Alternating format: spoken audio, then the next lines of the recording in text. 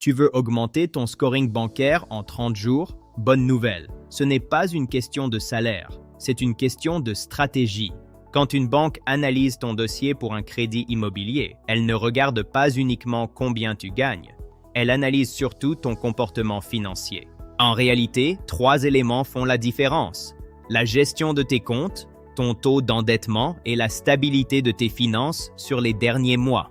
Et la plupart des gens sabotent leur dossier sans même s'en rendre compte. Première chose à faire, supprimer tous les signaux négatifs. Les découvertes répétées, les paiements rejetés, les agios, les frais bancaires, tout ça envoie un message clair à la banque. Profil à risque. Ton objectif pendant les 30 prochains jours est simple: 0 incident. Même un seul mois parfaitement propre peut déjà améliorer la perception de ton dossier. Deuxième levier, réduire ton taux d'endettement. La barre psychologique pour les banques se situe autour de 35%. Si tu es à 38%, tu deviens fragile. Si tu redescends à 33%, ton dossier redevient solide.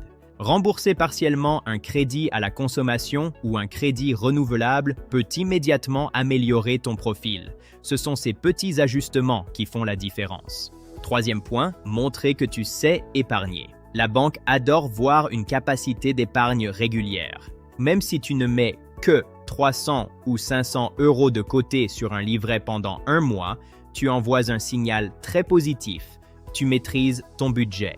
Ce n'est pas le montant total qui compte le plus, c'est le comportement. Quatrième élément essentiel, la stabilité. Évite les mouvements inhabituels. Pas de virements importants vers un proche sans justification.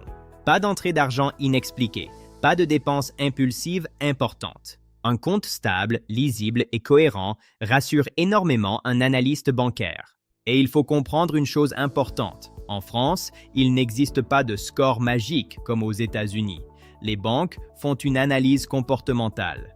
Elles interprètent tes relevés. Elles évaluent ton sérieux. La bonne nouvelle, c'est que ça veut dire que tu peux reprendre le contrôle.